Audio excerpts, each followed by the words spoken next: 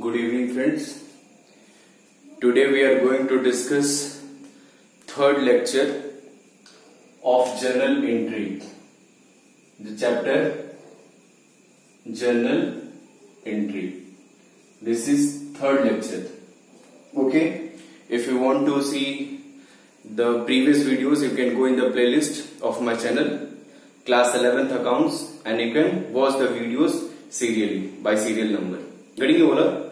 So today, my dear students, hope the previous lectures, whatever I have given to you, the previous lecture is clear to all of you. And if you have any problem in passing journal entries, in preparing journal entries, in making journal entries, then you can ask me, okay, and do all the questions, whatever is given in the your exercise in chapter, last of the chapter. Okay, so you can do all these questions. So today we are going to discuss two more important topic which are related from the journal entries. First topic is banking transactions and opening entries. Banking transactions and opening entries today we will discuss. What is this? So let's start. What is banking transactions in journal? Means how we will pass the journal entry of which transactions which are related from the bank. Getting you all? Okay. Means हम ऐसे transactions की बात कर रहे हैं जो bank से related हो, जो बैंक से रिलेटेड ट्रांजेक्शन्स हो, उनको कैसे हम अपने बुक्स ऑफ अकाउंट में मेंटेन करेंगे, इस चीज को हम आज सीखने जा रहे हैं. ओके माय डियर फ्रेंड्स, तो बैंकिंग ट्रांजेक्शन्स की जब हम बात करते हैं तो क्या करते हैं बैंक. ओके सबसे पहले देखते हैं हमारे जो अकाउंट में आता है वो क्या होता है, bank. Bank the nature of bank कौन सा अकाउंट है बताइए आप लोग, बैंक कौन सा अकाउंट है? Which the nature of bank account is? Bank means personal, real, nominal. सबसे पहले इस बात को क्लियर कर लेते हैं. ओके आपके हिसाब से क्या है पर्सनल. ठीक है, वेरी गुड. बैंक क्या है? पर्सनल अकाउंट है. क्यों? Why bank is a personal account? Because it's related about the persons who open the account in bank, who open account in the bank. Definitely persons, individuals, organizations, institutions, trust, NGOs, any type of कोई भी ऐसी संस्था, कोई व्यक्ति, कोई partnership firm, any partnership firm which open in the bank account. कौन खोलता है अकाउंट? यही सारे लोग खोलते हैं. तो पर्सनल अकाउंट्स हम बैंक को क्या मानते हैं? पर्सनल अकाउंट की तरह ट्रीट करते हैं. पर्सनल अकाउंट की तरह ट्रीट करते हैं. ठीक है, तो आपको ये ध्यान होना चाहिए कि bank the nature of bank account is personal account. Getting you all? अच्छा, कहीं कहीं बुक्स में रियल अकाउंट भी कंसीडर किया जाता है और रियल अकाउंट ही कंसीडर किया जाता है. ठीक है ना, सो टेंशन लेने की बात नहीं है, आप इसको कंसीडर क्या करेंगे? पर्सनल अकाउंट ही कंसीडर करेंगे. ओके अच्छा, अब देखते हैं कैसे ट्रांजेक्शन्स आपको मिल सकते हैं बैंक में. बैंक से रिलेटेड कैसे ट्रांजेक्शन्स आपको मिल सकते हैं. ओके अच्छा, बैंक से related transactions. If you will the first type of transactions, you will receive the amount in bank. Means receiving. Okay, if you are paying through bank, payment.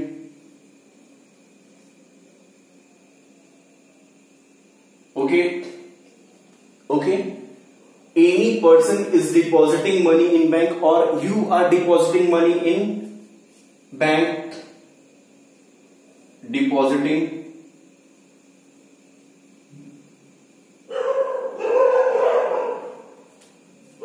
Next, withdrawal. Withdrawal means if you want to withdraw money from your bank account, you can withdraw. Okay.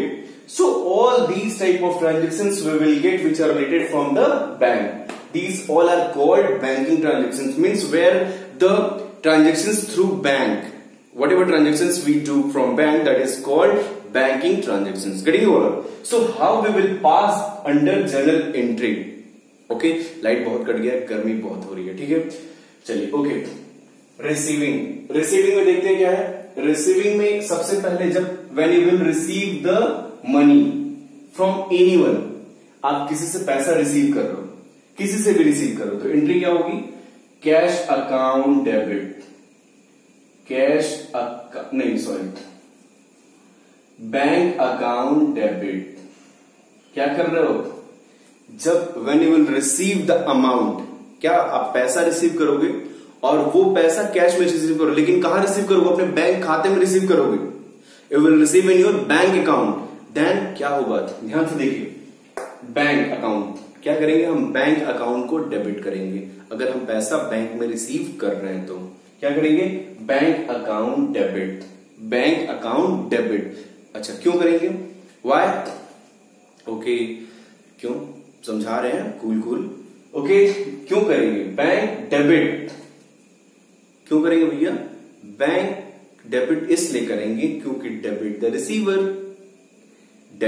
Receiver according to personal account, personal account के according the rule क्या है, bank is a personal account and the rule of personal account is debit the receiver and credit the giver. Okay, debit the receiver means bank account debit to, जिससे भी आ रहा है, जिससे भी पैसा को रिसीव हो रहा है, राम मोहन श्याम एनीवन, ठीक है ना, किसी से भी आ रहा है हम उसको क्रेडिट कर देंगे। सपोज राम से आ रहा है तो राम लिख देंगे। Okay, receiving. अब बात करते हैं payment. Okay, payment, when we will do payment from bank, okay, so if anything we are paying, मतलब हम किसी को हम क्या कर रहे हैं, पे कर रहे हैं।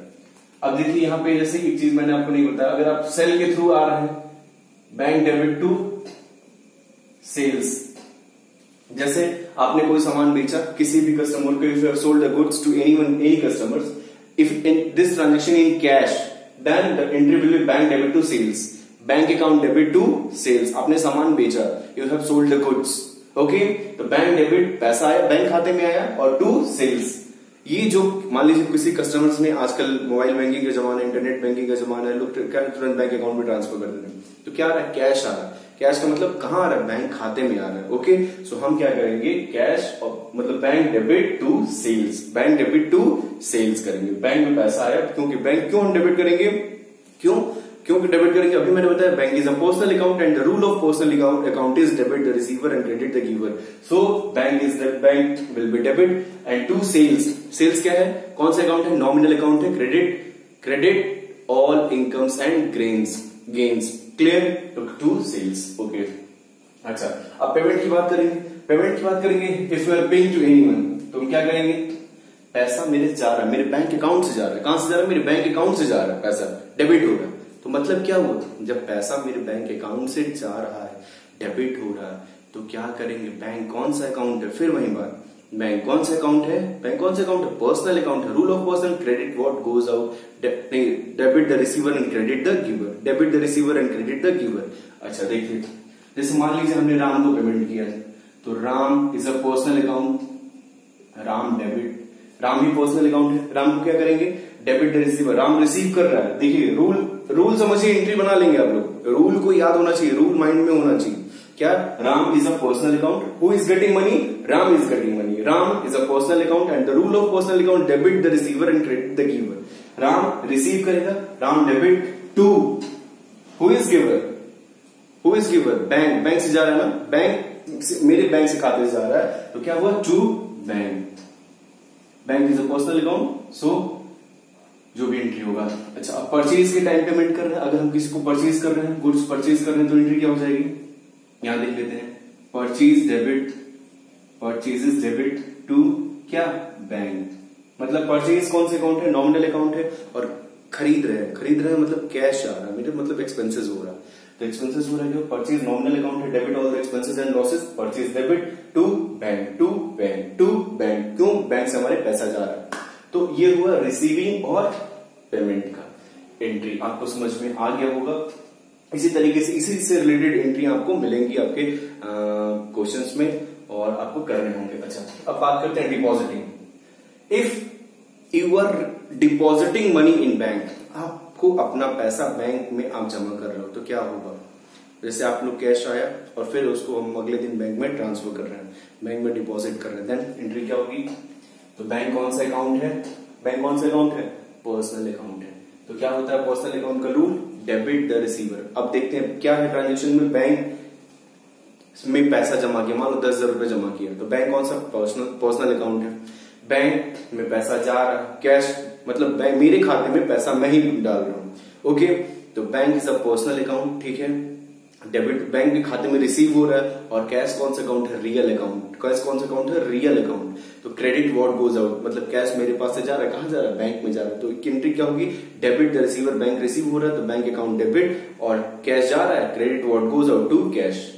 तो डिपॉजिट करने के टाइम एंट्री क्या होगी, bank debit to cash, clear.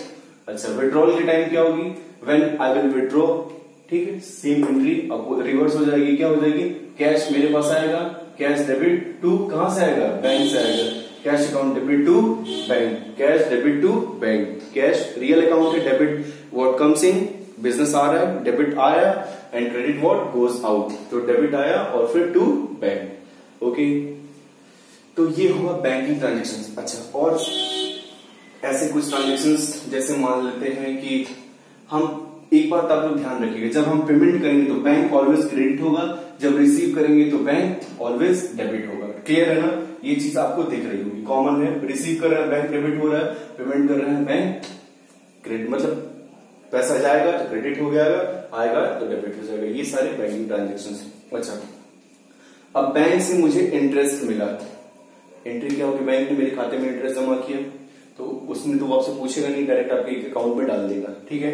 तो मान लीजिए इंटरेस्ट रिसीव हुआ, तो आपके खाते में पैसा आया, तो क्या होगा, bank account debit to interest, ठीक है ना, ये होगा।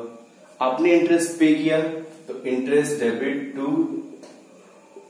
Bank, clear. ये ट्रांजेक्शन्स होंगे सारे, क्या होंगे, बैंकिंग ट्रांजेक्शन्स के कैटेगरी में आएंगे। So hope it is clear to all of you.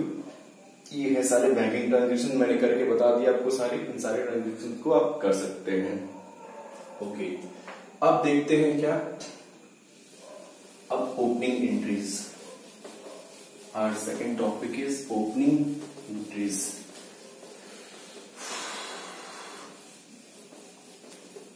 अच्छा, ओपनिंग एंट्रीज में क्या है, ओपनिंग एंट्रीज में आप देख सकते हैं क्या, ओपनिंग एंट्रीज। ओपनिंग एंट्रीज में क्या है, ओपनिंग एंट्रीज नाम से क्लियर है क्या, दो तरीके की एंट्री होती है, क्या, opening entries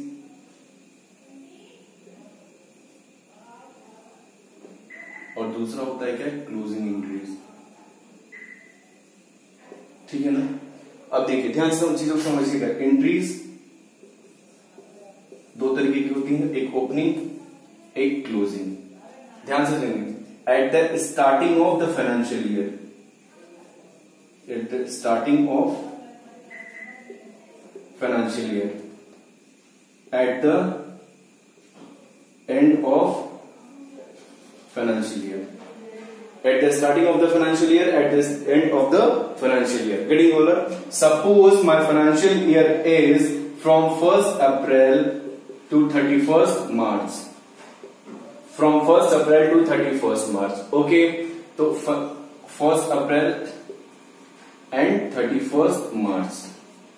Okay, so this is the concept of opening and closing. But when we will pass the opening entries, when we will pass the opening entries, तो बात तो रही एक साल की, फिर हम क्या करेंगे, अगले साल में जाएंगे, जैसे 2018, 19, फिर 20, ठीक है, ऐसे चलता जाएगा 18, 19, 19, 20। तो जब हम 90, 20 में जाएंगे तो फिर क्लोजिंग एसेट्स, जितने भी क्लोजिंग एसेट्स और लायबिलिटीज होंगे, इनको हम ट्रांसफर करेंगे नेक्स्ट ईयर।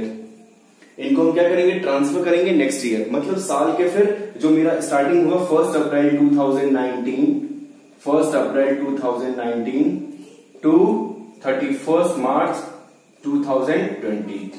आप देख रहे होंगे 1st अप्रैल 2000, यहां से है 1 अप्रैल 2018, 31 मार्च 2019, फिर स्टार्ट हुआ 1 अप्रैल 2019 टू 31 मार्च, तो अगेन ऐसे ही ओपनिंग क्लोजिंग। तो व्हेन द क्लोजिंग आइटम्स, ध्यान से समझिएगा, when closing items will be transferred in the next financial year, means starting of the financial year. तो हम जब जो एंट्री करते हैं, मतलब ये ट्रांसफर वाली एंट्री जितनी होती है, जब एसेट्स और लायबिलिटी को हम ट्रांसफर करते हैं किस डेट को, starting of the financial year, next financial year, तो वो एंट्री हम करते हैं उसको हम क्या कहते हैं, ओपनिंग एंट्रीज कहते हैं। क्लियर है? अच्छा, ओके।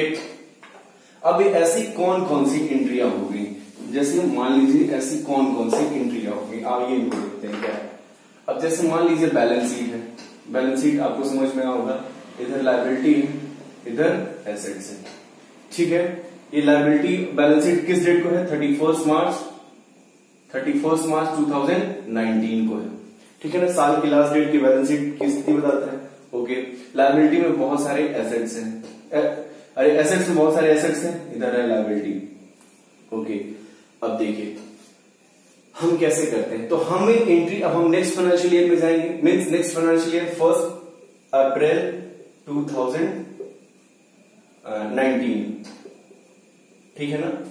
अब ये 2019-20 ये हमारा फाइनेंशियल ईयर हो जाएगा, तो हम इस डेट को, इस जो पिछले 31 मार्च वाली 19 है, वो हम कब ट्रांसफर कर रहे हैं, सारे एसेट्स को यहां ट्रांसफर कर रहे हैं, सारी लायबिलिटीज को यहां ट्रांसफर कर रहे हैं, 1 अप्रैल 2019 थ्रू एंट्रीज कर रहे हैं, ठीक है ना। तो उसको हम क्या कहेंगे, ओपनिंग एंट्रीज, ओके। अब देखते हैं क्या होता है। तो आपको करना कुछ नहीं है, ध्यान रखिएगा, करना कुछ नहीं, जितने भी एसेट्स हैं, एसेट्स बैलेंस शीट के इधर ये सारे एसेट्स हैं, ठीक है ना, उनको डेबिट कर देना है, और टू लायबिलिटीज क्रेडिट कर, बाई आइटम वाइज आप करेंगे। जैसे मान लीजिए आइटम वाइज है, आइटम वाइज क्या है, आइटम वाइज में जैसे मान लीजिए गुडविल है, प्लांट मशीनरी है, फिर फर्नीचर है, स्टॉक्स है, फिर क्या कहते हैं, बहुत सारे एसेट्स हैं, करंट स्टॉक है, डेटर है, बीआर है। तो आप जितने भी asset by name wise, debtor account debit, stock account debit, goodwill account debit, furniture account debit, plant and machinery account debit, to liability side में जो भी लायबिलिटी के आइटम दिए रहेंगे, जो भी what ever the item of liability is given, like capital, फिर creditor, फिर सब कुछ, मतलब जो भी बिल्स पे बिल, ठीक है, लोन, कुछ भी दिया रहा है, ये इधर आप क्या करेंगे, वो सारे आइटम क्रेडिट हो जाएंगे, ठीक है ना। एसेट्स के आइटम डेबिट और लायबिलिटी के आइटम सारे क्रेडिट, आंख बंद करके आप क्रेडिट कर देंगे। अच्छा, कभी कभी बच्चों के सामने एक प्रॉब्लम होती है क्या, कि कभी कभी दोनों का टोटल मैच नहीं करता है। इन दोनों का टोटल क्या होना चाहिए, मैच करना चाहिए, इक्वल आना चाहिए, मतलब सेम टोटल। 10 रुपए आ रहा है इसका भी, तो 10 रुपए लायबिलिटी भी आएगा, 10 रुपए एसेट आएगा तो 10 रुपए लायबिलिटीज भी आएगा, मतलब both the total are equally. हम पहले के लेक्चर्स में देख चुके हैं, क्यों, डबल एंट्री सिस्टम, ठीक है ना। अच्छा, अब देखिए कभी कभी आता है क्या, डिफरेंस आ जाता है कि इन दोनों का मैच, बैलेंस जो एंट्रियां होती हैं, जो आइटम आपके क्वेश्चन में उनका मैच नहीं करता है, तो उस कैटेगरी में क्या करते हैं, ध्यान रखिएगा, अगर लायबिलिटी चीज को ध्यान रखिएगा, क्या, अगर लायबिलिटी साइड ज्यादा आ रहा है, क्या आ रहा है, if the liability side is more than asset side, तो आप क्या करेंगे, डिफरेंसिंग अमाउंट, जो डिफरेंसिंग अमाउंट होगा उससे क्या करेंगे, गुडविल अकाउंट को डेबिट कर देंगे, ठीक है ना, गुडविल अकाउंट को डेबिट कर देंगे। जैसे मान लीजिए मैंने एक एग्जांपल दिया आपको, लायबिलिटी साइड में क्रेडिटर है 50,000, ठीक है ना, फिर कैपिटल है 1 लाख, और एसेट साइड में है डेटर 50,000, स्टॉक 50,000, कैश 25,000, ठीक है ना। अब देखिए यहां पे लायबिलिटी का टोटल कितना आ रहा है, 1.5 लाख, 1,50,000, और इधर का टोटल आ रहा है 1,25,000। तो जो मेरी एंट्री बनेगी, assets account debit to liabilities, तो मतलब क्या हुआ, मैंने एंट्री बनाई, डेटर अकाउंट डेबिट 50,000, फिर stock account debit 50,000, cash debit 25,000, to creditor कितना 50,000, टू कैपिटल 1 लाख, ठीक है ना। अब देखिए ये मैच, दोनों एंट्री मैच करनी चाहिए, दोनों का अमाउंट टोटल मैच करना चाहिए। तो अब देखिए इधर कमी आ रही है, इधर डिफरेंसेस किधर आ रहा है, एसेट्स डेबिट साइड में डिफरेंसेस आ रहे हैं। तो हम इस डिफरेंसेस को आंख बंद करके कहां डाल देंगे, गुडविल अकाउंट में। गुडविल अकाउंट डेबिट कितना 25,000 का डिफरेंस आ रहा है, तो ये मेरा बैलेंसिंग फिगर हो जाएगा, यहाँ पे लिख देंगे बैलेंसिंग फिगर। अच्छा यही कमी अगर इधर आ रही है, क्या कहते हैं, क्रेडिट साइड में। If this differences is coming in the credit side और लायबिलिटी साइड, सो हम क्या करेंगे, उस डिफरेंसेस को कैपिटल अकाउंट में डाल देंगे। जैसे मान लीजिए यहाँ पे कैपिटल नहीं दे रखा है, ठीक है, बस क्रेडिटर दे रखा है आपके क्वेश्चन में। तो आप क्या करेंगे, आप आंख बंद करके क्या करेंगे, इसको हटाएंगे, ठीक है ना। टू कैपिटल कितने का डिफरेंस आ रहा है, बस क्रेडिटर है, क्रेडिटर मैंने लिखा, टू कैपिटल। अब कितने का डिफरेंस आ रहा है, टोटल कर लीजिए, 1 लाख फिर 1.5 लाख, 1.5 लाख में मतलब 1 लाख का डिफरेंस आ रहा है, तो 1 लाख लिख देंगे यहाँ पे बैलेंसिंग फिगर, ये हो जाएगा बैलेंसिंग फिगर। सो इस तरीके से आप ओपनिंग एंट्री को कंप्लीट कर लेंगे। आप अपने क्वेश्चन में जितने भी आपके क्वेश्चन में ओपनिंग एंट्रीज करने को दिया होगा। So hope you all are getting. और आपको ये अगर वीडियो अच्छा लगे तो प्लीज लाइक करिए, सब्सक्राइब करिए अगर समझ में आया है तो। अगर नहीं समझ में आया तो फिर हम इस चीज को पढ़ेंगे, फिर इस चीज को मैं बताऊंगा, ठीक है। प्लीज घबराने की जरूरत नहीं है। आपको अगर नहीं समझ में आता है तो फिर हम इस चीज को फिर कंटिन्यू करेंगे, फिर इस चीज को पढ़ेंगे, ठीक है। आपके यूनिट टेस्ट होने वाले हैं और इसके लिए आपको प्रिपरेशन, आपको सारे क्वेश्चंस लगाने होंगे और इस तरीके से हम चीजों को कंप्लीट करते चलेंगे, ठीक है। For today hope you all are getting today for today. Thank you very much.